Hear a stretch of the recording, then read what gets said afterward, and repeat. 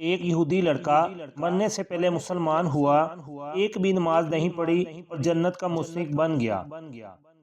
ایک بدوی نے بیان کیا کہ نبی کریم صلی اللہ علیہ وسلم کے زمانے میں دودھ بیچنے کے لیے مدینے گیا۔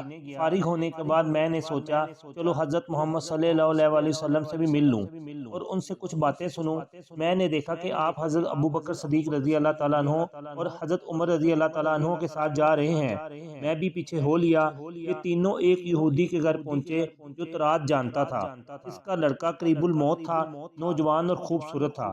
وہ اس کے پاس بیٹھا تعزیت نفس کی خاطر تورات پڑھ رہا تھا۔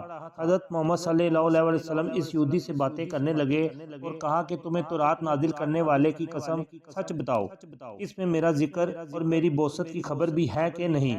اس نے سر ہلا کر کہا نہیں۔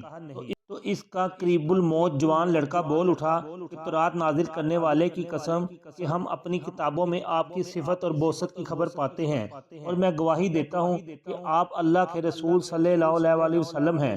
جب وہ مر گیا تو آپ صلی اللہ علیہ وسلم نے کہا کہ یہ مسلمان ہے، یہودیوں کو یہاں سے ہٹا دو۔ پھر آپ صلی اللہ علیہ وسلم نے کفن اور نماز کا انتظام کیا۔ اللہ تعالی ہم پر اپنا خاص فضل فرمائے۔ لائک اور شیئر کر دیں، چینل کو سبسکرائب اور فالو کر دیں۔